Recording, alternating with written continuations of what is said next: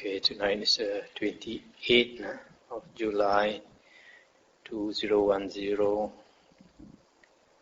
Now we come to Majjhima Nikāya Sutta 24, Rathavinita Sutta, the relay chariots. Thus have I heard.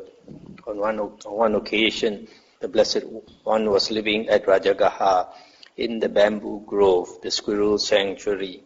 Then a number of monks from the Blessed One's native land, who had spent the rains there, went to the Blessed One, and after paying homage to him, sat down at one side. The Blessed One asked them, "Monks, who in my native land is esteemed by the monks there, by his companions in the holy life in this way? Having few wishes himself, he talks to the monks on fewness of wishes. Content himself, he talks to the monks on contentment. Secluded himself, he talks to the monks on seclusion. Aloof from society himself, he talks to the monks on aloofness from society. Energetic himself, he talks to the monks on arousing energy. Attained to virtue himself, he talks to the monks on the attainment of virtue. Attained to concentration himself, he talks to the monks on the attainment of concentration. Attained to wisdom himself, he talks to the monks on the attainment of wisdom. Attained to deliverance or liberation himself, he talks to the monks on the attainment of deliverance. Attained to the knowledge and vision of deliverance himself, he talks to the monks on the attainment of the knowledge and vision of deliverance. He is one who advises, informs, instructs, urges, rouses and encourages his companions in the holy life." Stop here for a moment. So here you can see what the Buddha means by a monk who is esteemed or respected by other monks. A monk who is respected, who practices the holy path. He has few wishes, is content, secluded. Secluded means he tends to live alone, and aloof from society. Even if he does live in a monastery, he is aloof from others. Energetic himself, then he is virtuous, and then he has concentration, wisdom, and deliverance or liberation. And also he advises and instructs and encourages his companions in the holy life. Such a monk would be respected by other monks. Venerable Sir, the Venerable Puna Mantani Putta is so esteemed in the Blessed One's native land by the monks there, by his companions in the holy life. Now on that occasion, the Venerable Sariputta was seated near the Blessed One. Then it occurred to the Venerable Sariputta, "It is a gain for the Venerable Puna Mantani Putta. It is a great gain for him that his wise companions in the holy life praise him point by point in the teacher's presence. Perhaps sometime or other we might meet the Venerable Puna Mantani Putta and have some conversation with him." Stop here for a moment. So here, this Venerable Sariputta, at that time he had not met this Puna, so he thought it would be good you can meet him. His name is Puna Mantani Putta. Putta means son. That means his mother's name was Mantani. So his name is Puna, son of Mantani, Mantani Putta. Then when the Blessed One has stayed at Rajagaha as long as he chose, he set out to wander by stages to Savatthi.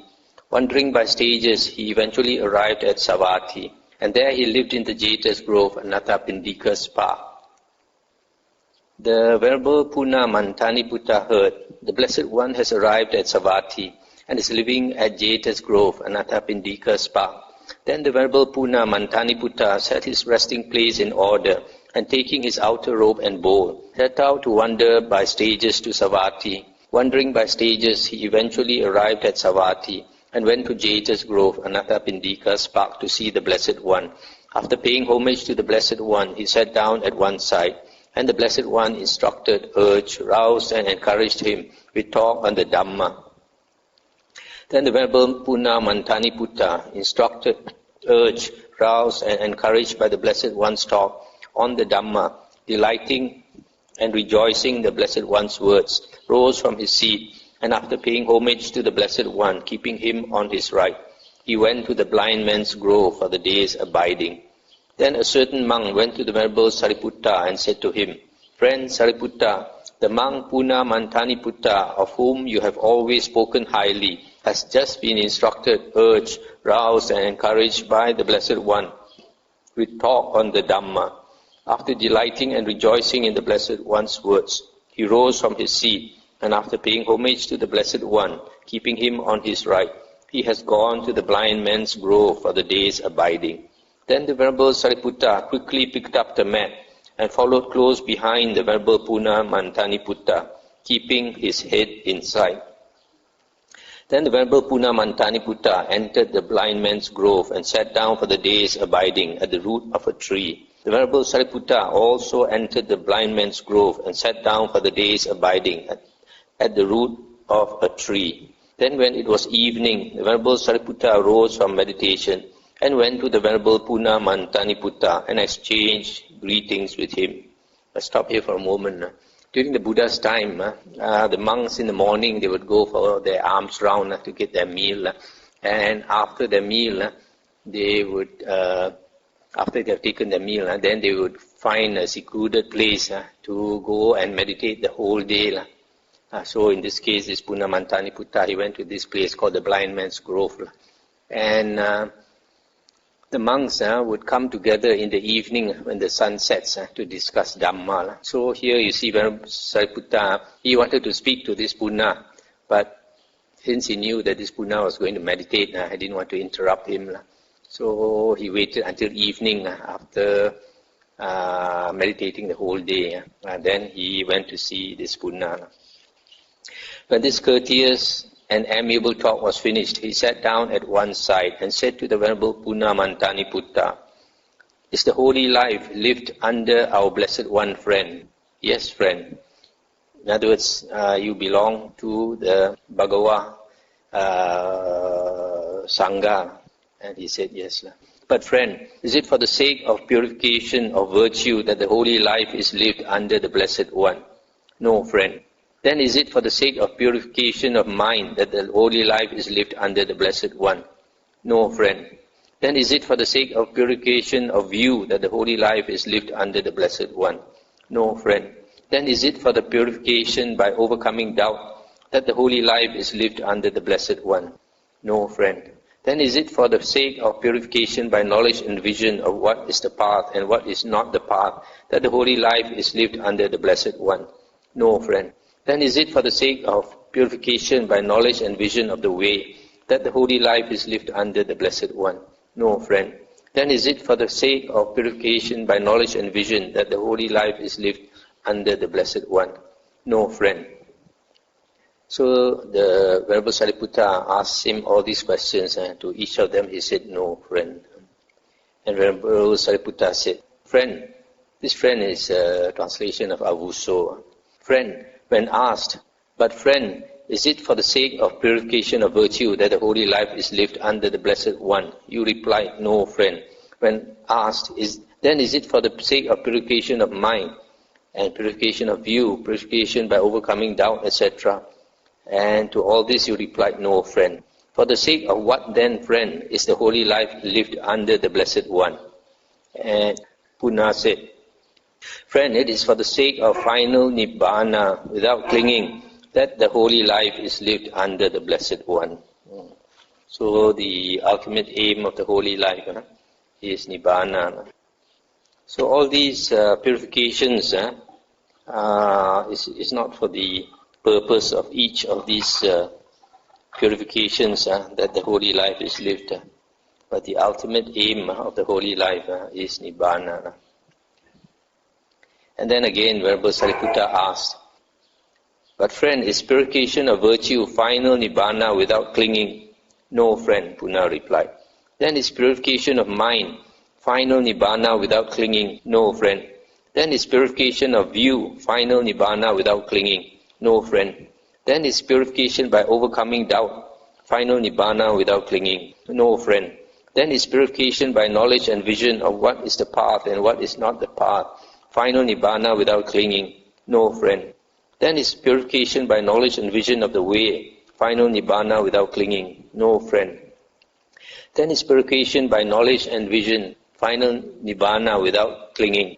No, friend. But friend, is final Nibbana without clinging to be attained without these states? No, friend. And Venerable Sariputta again asked. When asked, but friend, is purification of virtue final Nibbana without clinging? You replied, no, friend. When asked, then is purification of mind, purification of you, etc., final Nibbana without clinging? And to each of this you said, no, friend. But how, friend, should the meaning of these statements be regarded? And Puna said, friend, if the Blessed One had described purification of virtue as final Nibbana without clinging, he would have described what is still accompanied by clinging as final Nibbana without clinging. If the Blessed One had described purification of mind, or purification of view, purification by overcoming doubt, etc., as final Nibbana without clinging, he would have described what is still accompanied by clinging as final Nibbana without clinging.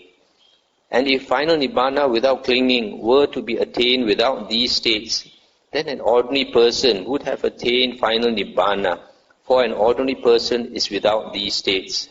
I'll stop here for a moment. So you see earlier, Puna said that all these 7 purifications is not the purpose of the holy life. The aim of the holy life is to attain final Nibbana. And then also he says that all these purifications is not final Nibbana without clinging. They still there is still clinging in these purifications. And Venerable Puna said, as to that, friend, I shall give you a simile, for some wise men understand the meaning of a statement by means of a simile. Suppose that King Pasenadi of Kosala, while living at Savatthi, had some urgent business to settle at Saketa, and that between Savatthi and Saketa, 7 relay chariots were kept ready for him. Then King Pasenadi of Kosala, leaving Savatthi through the inner palace door, would mount the first relay chariot, and by means of the first relay chariot, he would arrive at the second relay chariot. Then he would dismount from the first chariot and mount the second chariot, and by means of the second chariot, he would arrive at the third chariot. By means of the third chariot, he would arrive at the fourth chariot. By means of the fourth chariot, he would arrive at the fifth chariot. By means of the fifth chariot, he would arrive at the sixth chariot. By means of the sixth chariot, he would arrive at the seventh chariot. By means of the seventh chariot, he would arrive at the inner palace door in Saketa. Then when he had come to the inner palace door, his friends and acquaintances, his kinsmen and relatives would ask him, Sire, did you come from Savatthi to the inner palace door in Saketa by means of this relay chariot? How then should King Pasenadi of Kosala answer in order to answer correctly? And Venerable Sariputta said, in order to answer correctly, friend, he should answer thus. Here while living at Savatthi, I had some urgent business to settle at Saketa, and between Savatthi and Saketa, 7 relay chariots were kept ready for me. Then leaving Savatthi through the inner palace door, I mounted the first relay chariot, and by means of the first relay chariot, I arrived at the second relay chariot. Then I dismounted from the first chariot and mounted the second chariot, and by means of the second chariot, I arrived at the third.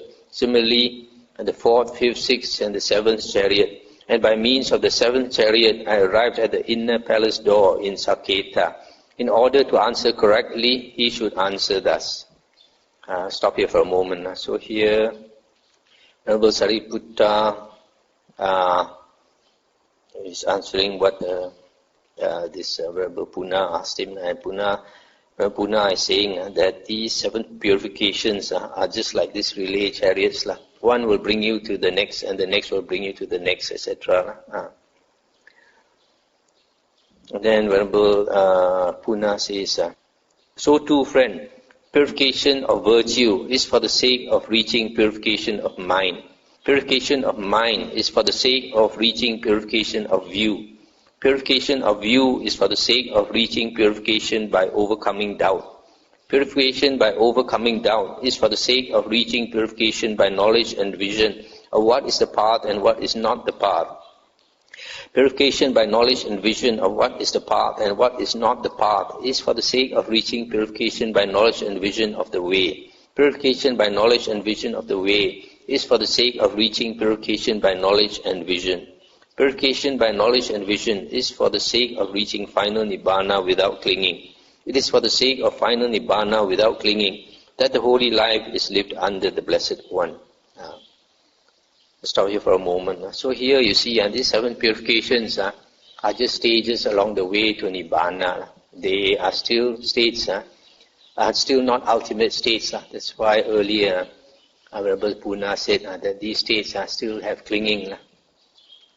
When this was said, the Venerable Sariputta asked the Venerable Puna Mantani Putta, what is the Venerable One's name, and how do his companions in the holy life know the Venerable One? My name is Puna, friend, and my companions in the holy life know me as Mantani Putta. And Venerable Sariputta says, it is wonderful, friend, it is marvelous. Each profound question has been answered point by the Venerable Puna Mantani Putta as a learned disciple who understands the teacher's dispensation correctly. It is a gain for his companions in the holy life. It's a great gain for them that they have the opportunity to see and honor the Venerable Puna Mantani Putta. Even if it were by carrying the Venerable Puna Mantani Putta about on a cushion on their heads, so that his companions in the holy life would get the opportunity to see and honor him, it would be a gain for them, a great gain for them. And it is a gain for us, a great gain for us that we have the opportunity to see and honor the Venerable Puna Mantani Putta. When this was said, the Venerable Puna Mantani Putta asked the Venerable Sariputta, what is the Venerable One's name, and how do his companions in the holy life know the Venerable One? My name is Upatissa, friend, and my companions in the holy life know me as Sariputta. So Sariputta, his real name is Upatissa. He is also known as Sariputta, that means the son of Sari. His mother's name is Sari. And Venerable Puna said, indeed, friend, we did not know that we were talking with the Venerable Sariputta, the disciple who is like the teacher himself. Let's stop here for a moment. You see here, all the monks during the Buddha's time, they know that Sariputta is the Buddha's right-hand disciple. And the Buddha always praised him as the one with the greatest wisdom. And the Buddha also says that he turns the Dharma wheel exactly like the Buddha. So all the monks during the Buddha's time had the greatest respect for Sariputta. But later books, they like to talk bad about Sariputta, make fun of him in the Mahayana books. If we had known that this was the Venerable Sariputta, we should not have said so much. It is wonderful, friend, it is marvelous. Each profound question has been posed point by the Venerable Sariputta as a learned disciple who understands the teacher's dispensation correctly. It is a gain for his companions in the holy life. It's a great gain for them that they have the opportunity to see and honor the Venerable Sariputta, even if it were by carrying the Venerable Sariputta about on a cushion on their heads, that his companions in the holy life would get the opportunity to see and honor him. It would be a gain for them, a great gain for them. And it is a gain for us, a great gain for us that we have the opportunity to see and honor the Venerable Sariputta. Thus it was that these two great beings rejoiced in each other's good words. So here you see two Arahants, they have so much respect for each other. Now I come back to these 7 purifications. These 7 purifications have been dealt with in great detail in later books like the Visuddhimagga. In the Visuddhimagga, they have expanded on these 7 purifications and come up with some new things that the Buddha did not say.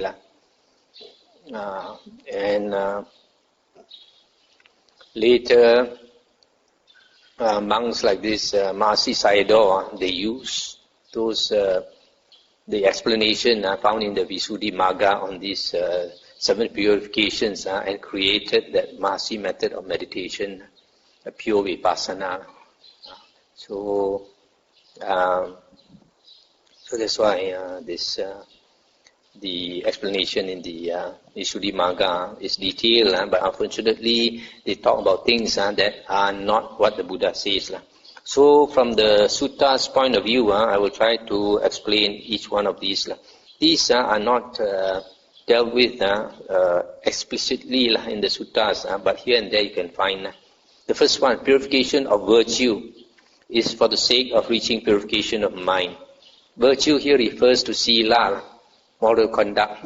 And the Buddha always says that moral conduct is the foundation, because when you keep moral conduct, then you will not have remorse, because you don't harm others. And if you do not have remorse, then you'll be happy. And a happy mind is the foundation, the basis for concentration. So if you want to get concentration, you got to have virtue. That's why you have sila, samadhi, panya. So virtue here, purification of virtue. If you look into the Noble Eightfold Path, 3 factors comprise the virtue or sila component.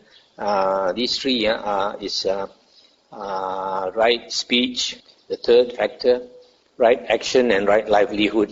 The 3rd, 4th and 5th factors of the Noble Eightfold Path. So right speech consists of 4 precepts. What are the 4 precepts? Not to lie, not to carry tales and cause disharmony. For example, you hear A talking bad about B, don't go and tell B what A said to cause them to quarrel and fight. And then the 3rd precept, not to engage in coarse or vulgar speech. And the 4th precept is not to engage in gossip, idle talk.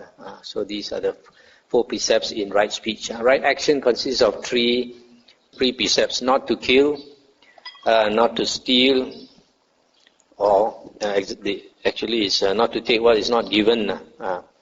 And the 3rd one is not to engage in sexual misconduct or adultery. So that is right action. Then the 3rd factor under the sila component is right livelihood. Right livelihood means getting your livelihood in a way that does not harm others, and does not harm yourself or harm others. And for lay persons, the Buddha says that 5 types of business or trade a lay person should not engage in.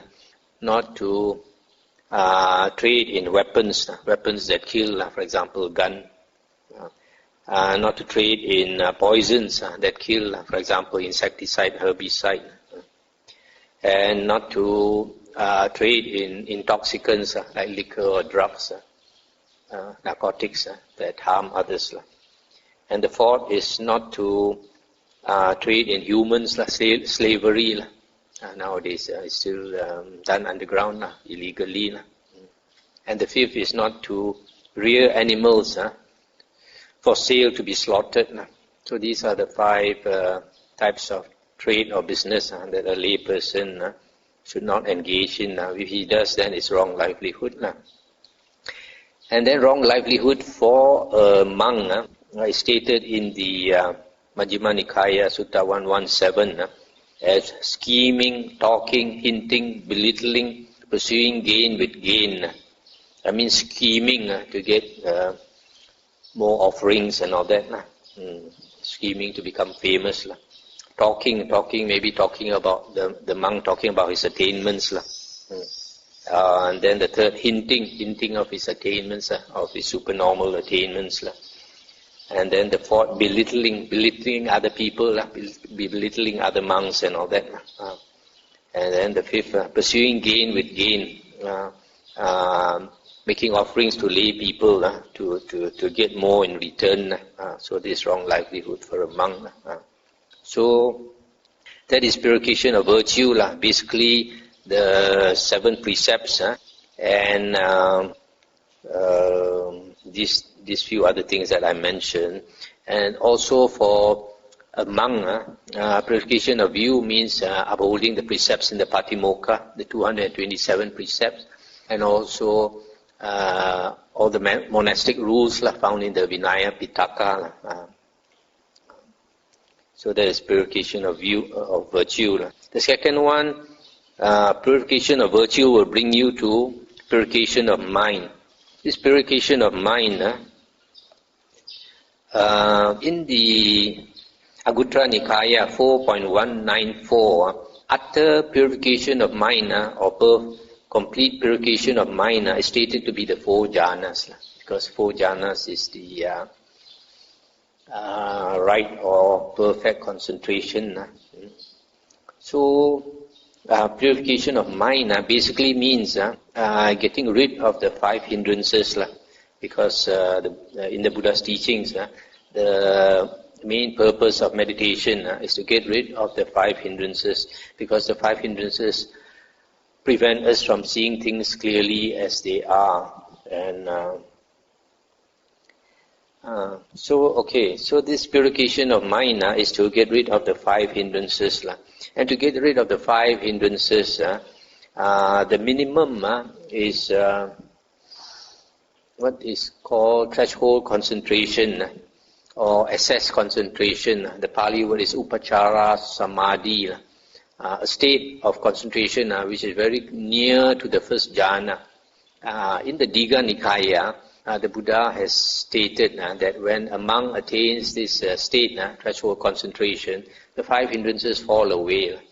And there are many similes given for the falling away or elimination of the 5 hindrances. One of them is like a person is set free from the prison. Another one is he has paid up his debt. He's no more in debt, etc. So the very minimum for purification of mind is the threshold concentration. And after that is the first jhana, second jhana, third jhana. Up to the third jhana is purification of mind. But when you attain the 4th jhana, then it's utter purification of mind, complete purification of mind. And complete purification of mind or utter purification of mind also includes the arupas or the rupa jhanas. So there is purification of mind, basically to get rid of the 5 hindrances. And that will bring you to purification of view. Purification of view means to get right view. And later we'll see that purification of view means listening to the Dhamma and having a reflective acceptance or understanding of the Dhamma. So when a person, his mind is rid of the 5 hindrances, he can see clearly. And when he listens to the Dhamma, he can understand clearly, and he gains a reflective acceptance of the Buddha's Dhamma. That will give him right view. And once a person gains right view, he becomes an Arya, the first stage Arya, the first path. This first path can also be called stream entry. You enter into the stream of the Aryans. So that is purification of view, to attain right view. Now in the Majjhima Nikāya Sutta 43, it is stated that to attain right view, there are 2 conditions. One is the voice of another, in other words, listening to the Dhamma from somebody else. And the second condition is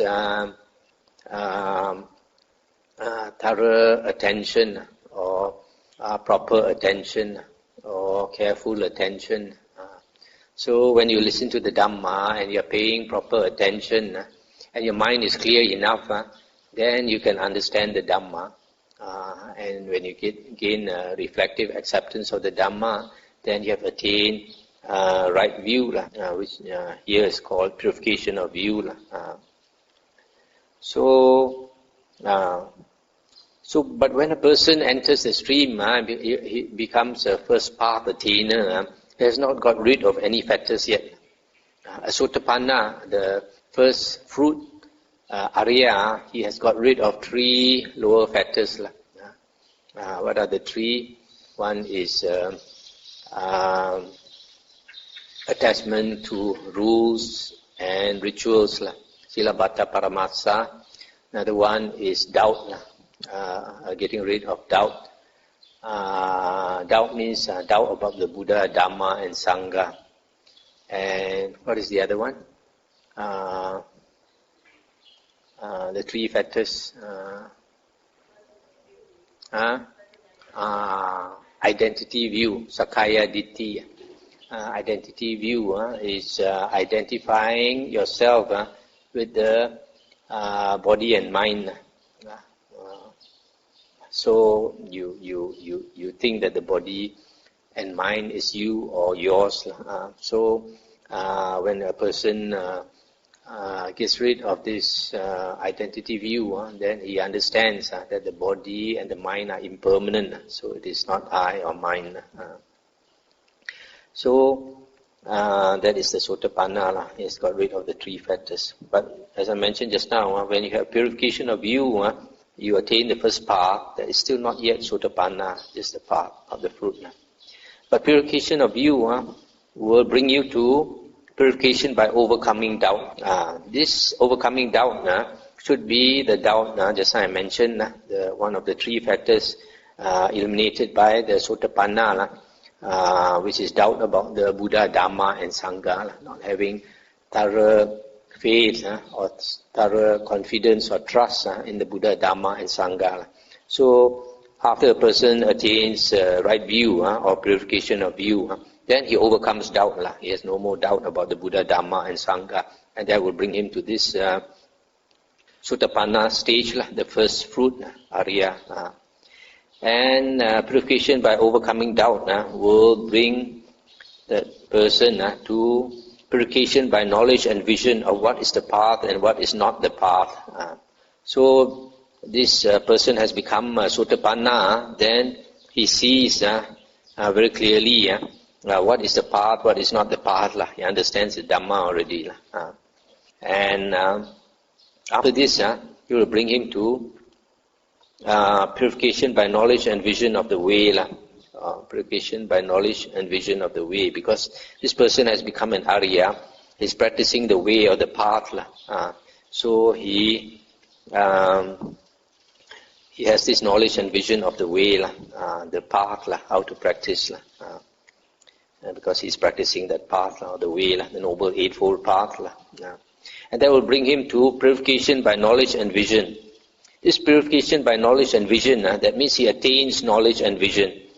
But it is mentioned earlier that all these 7 stages is still not final Nibbana, which means this 7th purification, knowledge and vision, is the various Aryan stages, short of the Arahant, short of the 4th fruit. So this person has attained knowledge and vision, is either Sotapanna or a second path attainer or second fruit attainer or third path attainer, third fruit attainer or 4th path attainer. So that will finally bring him to final Nibbana. So these are the 7 purifications that brings one to final Nibbana. So when you look into the Visuddhimagga, you find these 7 purifications are elaborated, and a lot of things they introduce. But since it is not the Buddha's teachings, there's no need to waste our time over them. Because in the, I always like to mention the Digha Nikāya Sutta number 29, Pasadika Sutta. Inside that sutta, the Buddha has stated that his Dhamma, his teachings are utterly perfect, pure and complete.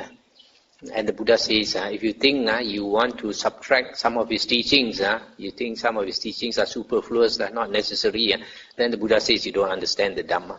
The Buddha's Dhamma is perfect, concise, and pith. Everything in it is valuable. And the Buddha also says that if you think you want to add to his teachings, you also don't understand the Dhamma at all. So nowadays you find a lot of monks referring to other books other than the Buddha's Dhamma, books like the Visuddhimagga, the Abhidhamma, which was written much later, and commentaries and all that. So you can take it from Digha Nikāya, Sutta 29. You can take it from the Buddha himself, that all those monks who refer to all these later books, they don't understand the Dhamma. It's not what I say, it's what the Buddha says. They don't understand the Dhamma. Now we come to the next sutta, sutta number 25, Majjhima Nikāya, Nivapa Sutta, the bed.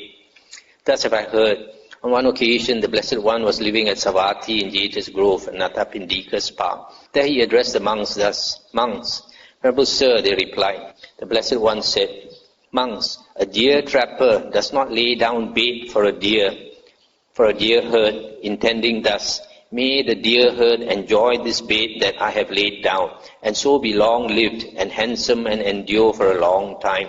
A deer trapper lays down bait for a deer herd, intending thus, the deer herd will eat food unwarily by going right in amongst the bait that I have laid down. By so doing, they will become intoxicated. When they are intoxicated, they will fall into negligence. When they are negligent, I can do with them as I like on account of this bait. Let's stop here for a moment.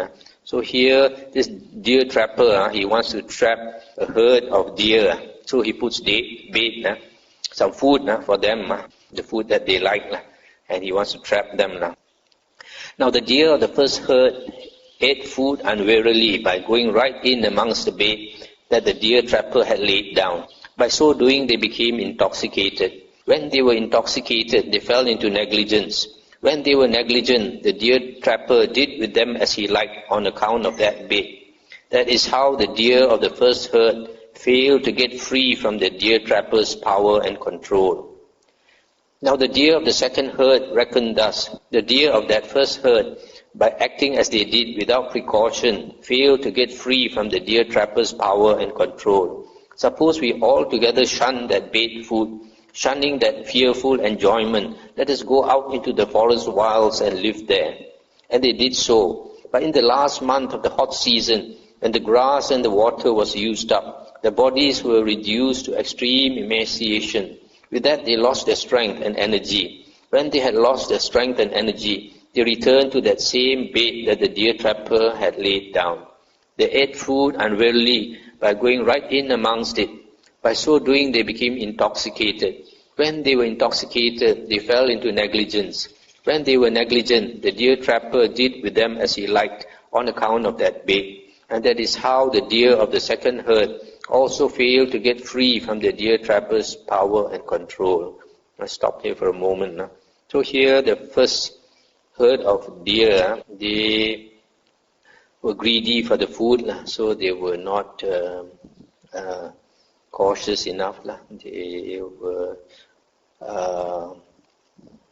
They didn't take enough precautions, so they ate the food unwarily, and eating so much food, they became intoxicated and negligent, and they got caught. Then the second herd of deer, they realized what had happened to the first herd. So they said, better not to eat all that food. So they went to live in the forest. But in the summer, the last month of the hot season, all the grass and the water was used up, and there was no more grass to eat. So they became so weak that they thought they had no alternative but to go and eat the bait. And they also went right in and ate so much they also became intoxicated and negligent and were caught. Now the deer of the third herd reckoned thus.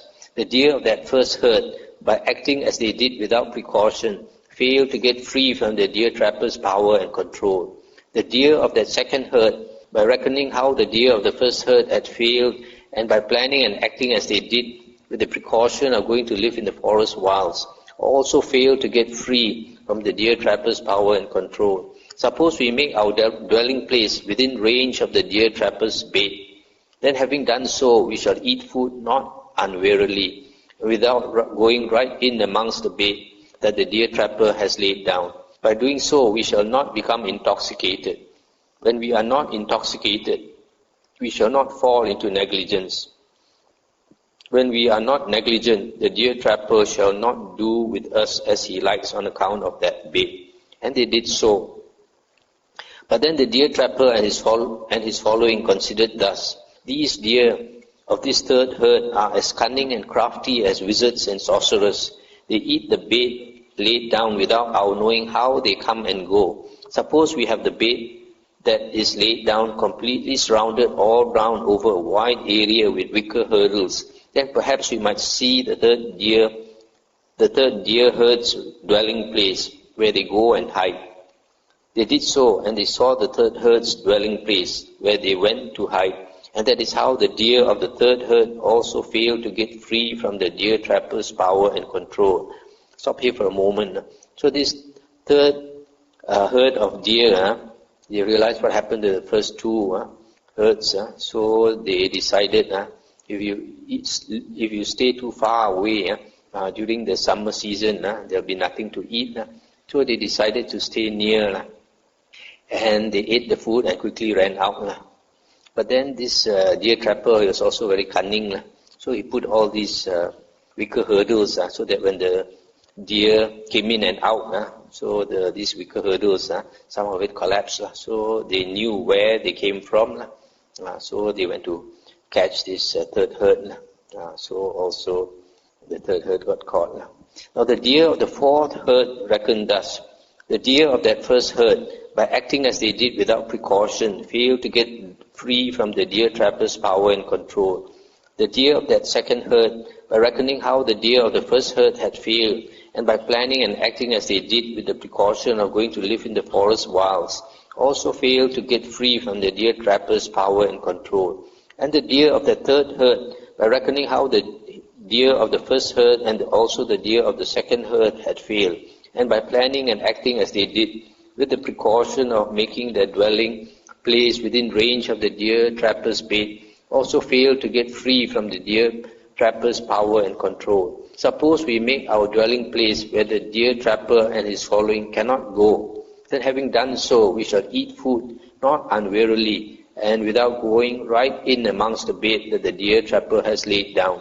By so doing, we shall not become intoxicated. When we are not intoxicated, we shall not fall into negligence. When we are not negligent, the deer trapper shall not do with us as he likes on account of that bait. And they did so. But then the deer trapper and his following considered thus: these deer of this fourth herd are as cunning and crafty as wizards and sorcerers. They eat the bait laid down without our knowing how they come and go. Suppose we have the bait that is laid down completely surrounded all round over a wide area with wicker hurdles, then perhaps we might see the fourth deer herd's dwelling place, where they go to hide. They did so, but they did not see the fourth deer herd's dwelling place, where they went to hide.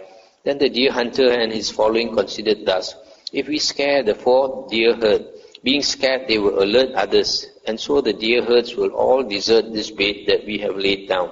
Suppose we treat the fourth deer herd with indifference. They did so, and that was how the deer of the fourth deer herd got free from the deer trapper's power and control. Let's stop here for a moment. So this fourth herd of deer, they stayed in a place where the hunter could not reach, could not go. So even though the hunter tried to find out where they live, yet the hunter was not able to go to that place where they live. Monks, I have given this simile in order to convey a meaning. This is the meaning. Bait is a term for the 5 chords of sensual pleasure. The 5 chords of sensual pleasure are beautiful sight, sound, smell, taste, and touch. Deer trapper is a term for Mara, the evil one, Satan. The deer trapper's following is a term for Mara's following. Deer herd is a term for recluses and Brahmins, in other words, monks and ascetics. Now, recluses and Brahmins of the first kind ate food unwarily by going right in amongst the bait and the material things of the world that Mara has laid down. By so doing, they became intoxicated.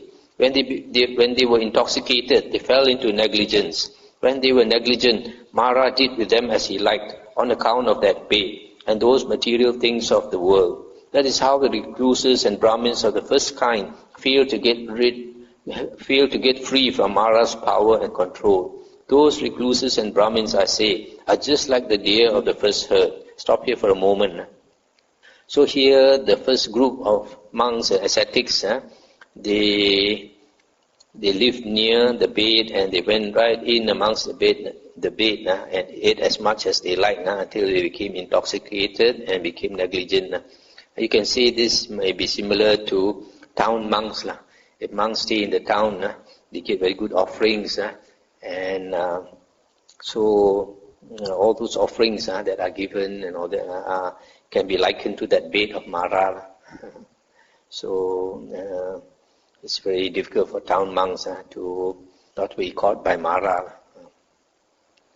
Now recluses and Brahmins of the second kind reckon thus: those recluses and Brahmins of the first kind, by acting as they did without precaution, fail to get free from Mara's power and control. Suppose we all together shun that bait food and those material things of the world, shunning that fearful enjoyment, let us go out into the forest wilds and live there. And they did so.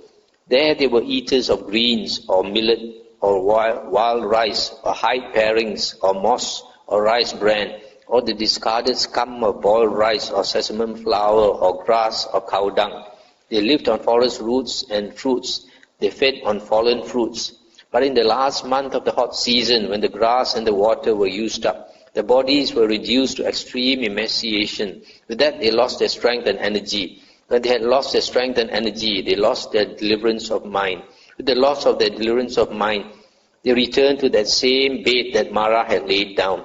And those material things of the world, they ate food unwillingly by going right in amongst it. By so doing, they became intoxicated. When they were intoxicated, they fell into negligence. When they were negligent, Mara did with them as he liked on account of that bed and those material things of the world. That is how those recluses and Brahmins of the second kind fail to get free from Mara's power and control. Those recluses and Brahmins, I say, are just like the deer of the second herd.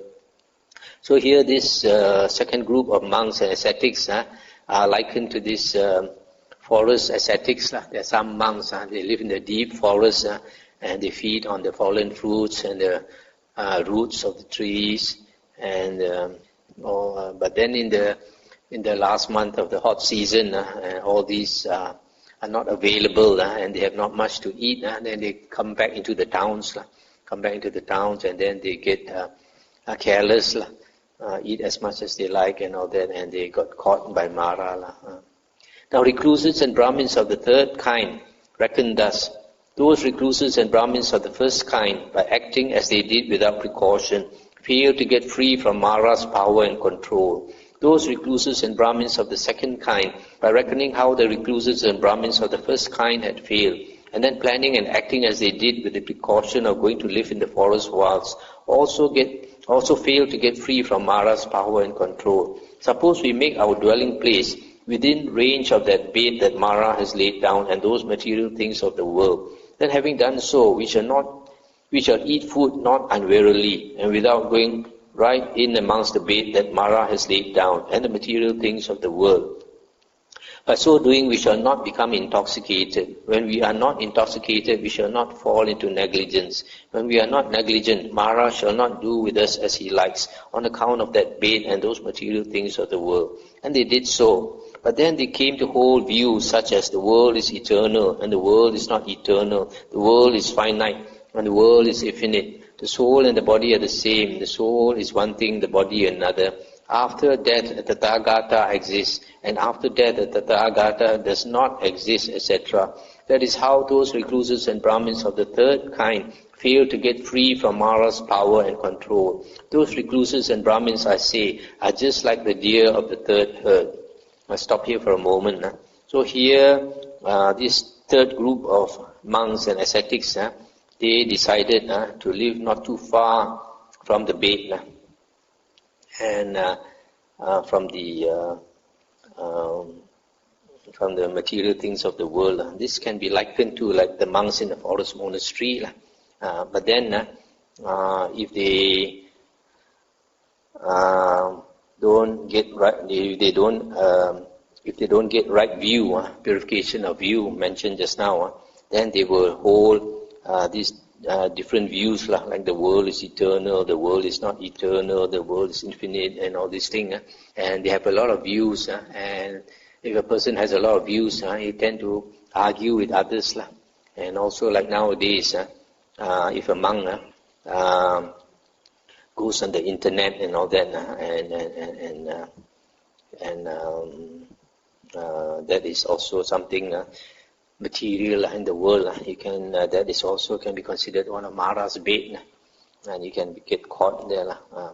So such monks also can get caught by Mara.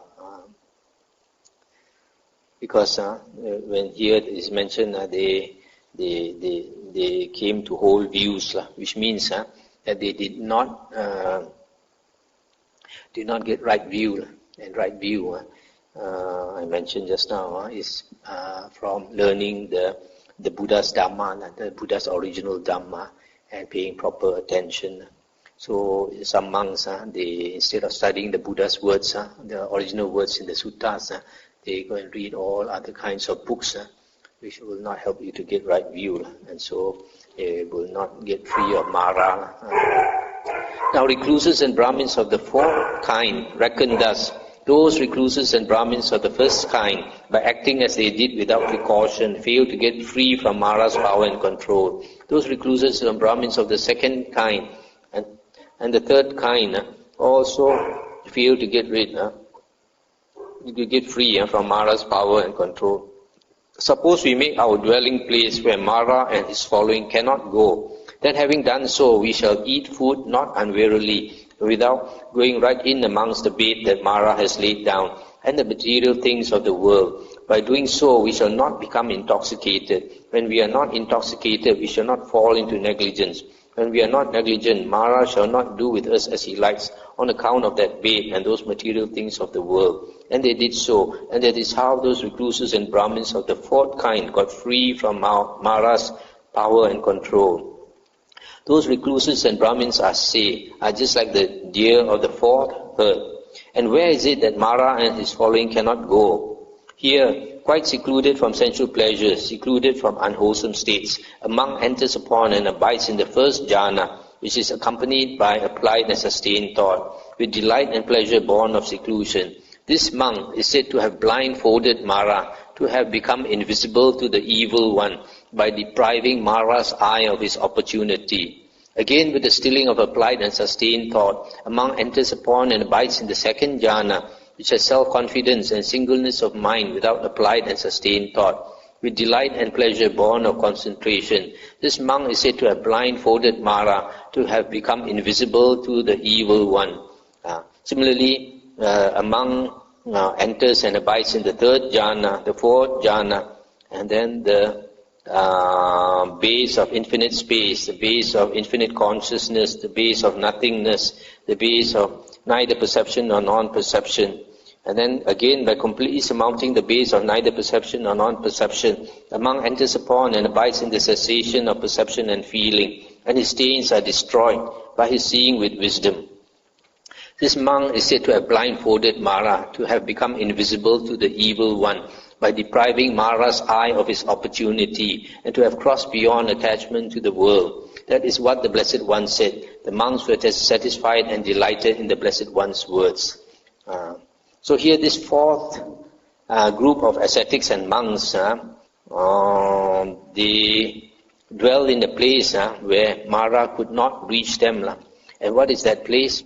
You see from here is all the states of samadhi, the first jhana, second jhana, third jhana, fourth jhana, and the arupas or the arupa jhanas, and then culminating in the cessation of perception and feeling. This cessation of perception and feeling is also the state of cessation of consciousness. When the sixth consciousness ceases, is also the state of final nibbana. So, you see from the Buddha Suttas how important are the jhanas, because when you can attain jhana, you are beyond Mara's reach. Here it says you have blindfolded Mara, to have become invisible to the evil one. So that is the only way that we can go beyond Mara's reach to attain the jhanas, and then the Mara will have no power to control us. So this simile of the deer herds. So the fourth group of deer that escaped the hunters are the group that went beyond the reach of the hunters. Similarly, the fourth group of monks and ascetics who went beyond the Mara's reach are those who have attained the various states of samadhi, jhana. So we find in the suttas, many suttas, the Buddha always stress on attaining the jhanas. Because in one of the suttas, the Buddha says that unless we have attained the